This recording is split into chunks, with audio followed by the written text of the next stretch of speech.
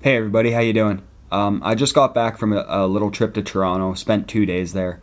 Uh, on our way there, we stopped in at SNR Knives, just located in a little mall outside of Toronto. Um, SNR Knives is a super awesome place. First time ever being in the store. Me and my girlfriend walked in there and my eyes just lit up. I was a kid in a candy store. Um, Ended up buying one knife. My girlfriend actually bought a knife too, before I did, which surprised me. So I'll just take this off the screen so you can see what's going on. This is the knife she bought. Kershaw Scallion with that blue. Really caught her eye. She really wanted a smaller knife to carry in her pocket. Side note, if you have a girlfriend, you know women pocket are stupid. They are like literally 2 inches deep. You can't get anything in there. If you're a woman and are into knives, I don't know how you deal with it. Anyway, she saw this knife and it really caught her eye, and she said she wanted to buy it, so she bought it. She asked me if I wanted to get anything. I said, well, of course, everything, but that's not realistic. So I ended up getting another Spyderco Paramilitary 2. This one in the black G10 scales.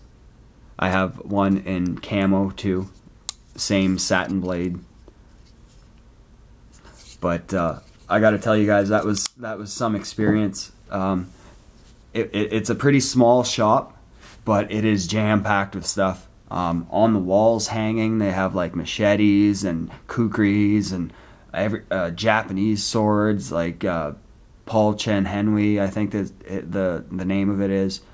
The one thing that I was super impressed with was actually a lot of their Boker knives from Solingen, Sweden, or Solingen, Germany, sorry. Wow. Wow. Those knives are that come out of Germany that Boker make are damn good quality. Seen a couple Boker Plus fixed blades that I was really glad to see in person. The Bandit was one of them. I forget the name of the other one. Got to see one of the knives that I really wanted to get but wasn't sure because of the price, being the Spyderco Fred Perrin Street Beat. Seen that knife in person. I will be getting it. That is a frickin' amazing knife. When you get that in hand, holy crap. That was part of the awesome experience of going to a knife store like that. I got to handle and hold a lot of knives that if I didn't buy, or I can't afford, but I now have that experience of holding those knives in my hand and knowing their ergonomics and knowing how smooth or not they are. I now know what people are talking about when they say a Chris Reeve knife is buttery smooth. It is unlike anything else. Makes this feel like shit. I have no problem saying that. That alone was worth the 5-hour drive. The experience I got from going to that place. Next would be the staff. The guy that was there is usually the guy I see in a couple videos on YouTube, standing behind the desk.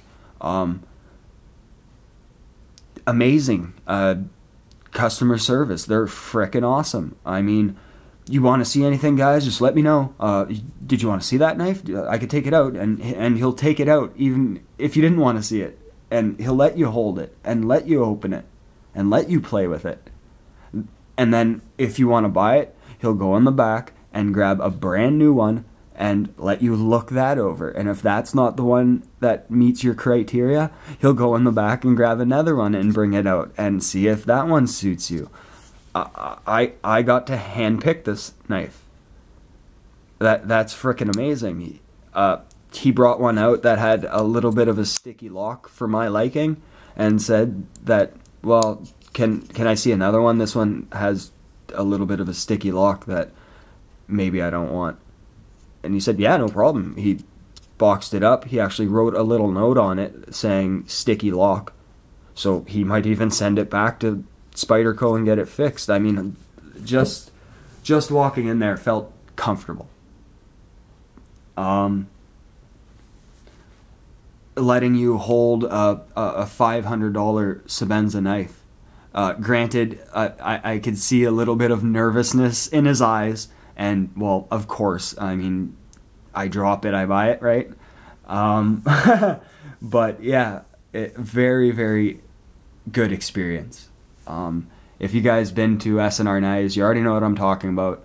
I don't know how many people who watch this video will be actually from Canada or have an experience that they could go to a knife store like this. Myself, I sorta have a knife store where I live, or a couple of them. I got places that sell knives, like Northern Tactical and Survival. They have knives that they do sell there, but they're not like a dedicated knife store. Ramaco's, Source for Adventure, they have knives there, but the building itself is massive and they have tons of other stuff. It's not a dedicated knife store. Walking into SNR, it's knives. I mean, they have a little bit of clothing, a little bit of apparel, enough books too on knives, which I found pretty awesome. Just taking a quick glance at those, because I was there to see the knives. Just a lot of like history on knives, collectible knives, just books like that. Getting back to the experience I gained from going there, if I had the cash, I would have walked out of there with bags of knives. I mean, it was tough to choose one. But once again, that experience is there. So if I'm looking online now, I could actually know what that knife feels like. I sort of wish they might have had a few different knives that I wanted to handle, but in no way that's a complaint. I mean, I wanted to handle a Yojimbo 2 by Spyderco, but they didn't have one in stock, so I couldn't. But I got to handle a Gale Bradley folder. I got to handle a Spyderco Domino and a Spyderco Dice. I got to handle, like I said, the Chris Reeve Sebenza.